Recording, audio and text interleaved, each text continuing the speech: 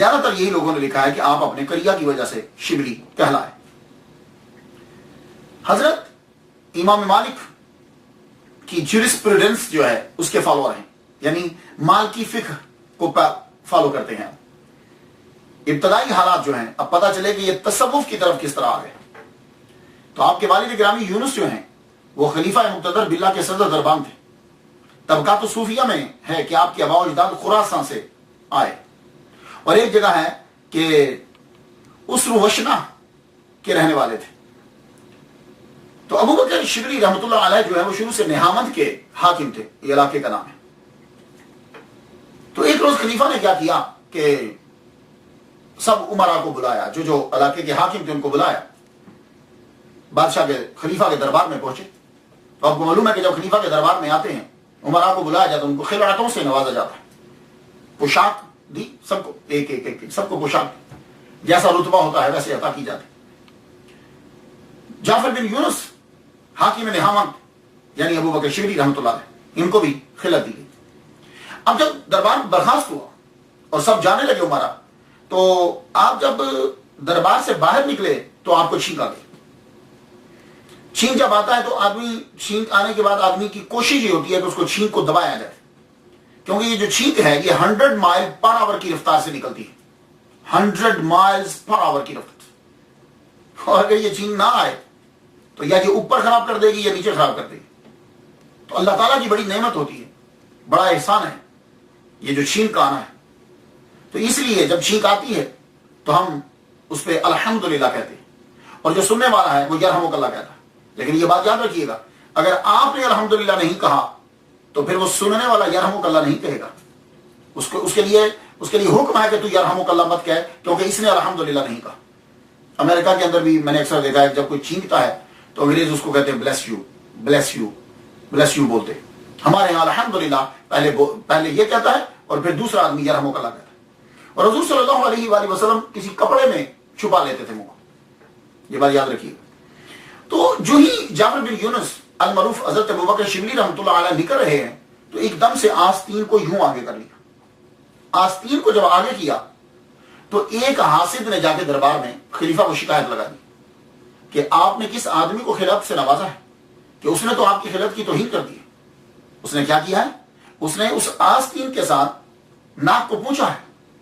خلیفہ غصے میں آ گئے، بلایا، واپس آؤ، تم اس قابل نہیں ہو کہ تمہیں یہ خلعت دی جائے، پوشاک دی جائے، واپس کرو اسے، تم نے اس کے ساتھ ناک پوچھا۔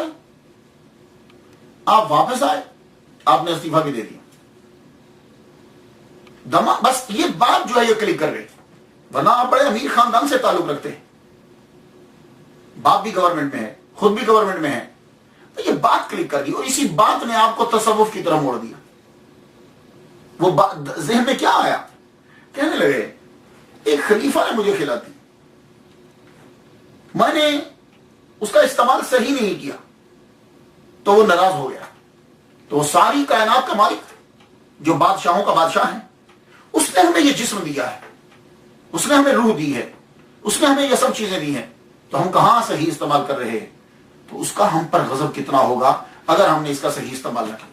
بس یہ تھا ایک ٹرننگ پوائنٹ کہ جعفر بن یونس ابو بکر شبلی بن گئے، وہ شبلی بن گئے، فوراً گئے۔ وہاں ان کے علاقے کے قریب جو صوفی تھے وہ حضرت شیخ نساج رحمۃ اللہ علیہ کی خانقاہ تھی۔ یہ شیخ نساج یہ مرید ہیں حضرت سری سختی رحمۃ اللہ علیہ کے۔ حضرت سری سختی رحمۃ اللہ علیہ پیر ہیں حضرت جنید بغدادی رحمۃ اللہ علیہ۔ تو گویا کہ شیخ نساج اور جنید بغدادی پیر بھائی ہوئے۔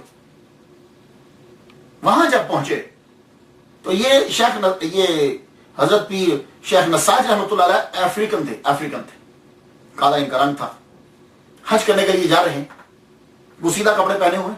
ایک آدمی نے دیکھ لیا، کہنے لگا خیر، بلایا، تم غلام ہو نا؟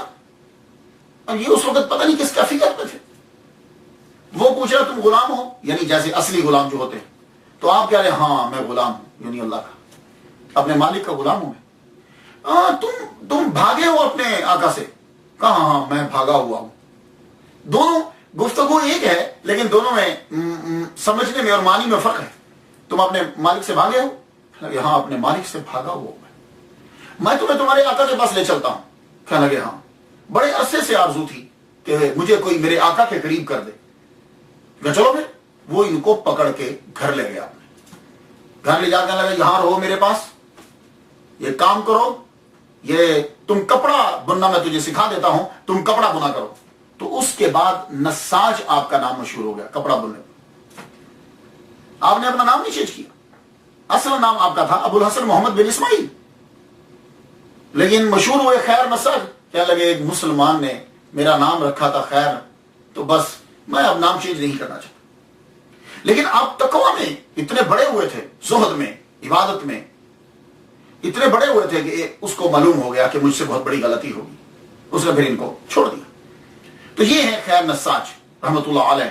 ان کے پاس جب حضرت شبلی رحمت اللہ علیہ جاتے ہیں تو وہ جب بھی کبھی محفل میں بیٹھتے تو جنید بغدادی رحمت اللہ علیہ کی بات وہ ضرور کرتے. ظاہر ہے پیر کے بھانجا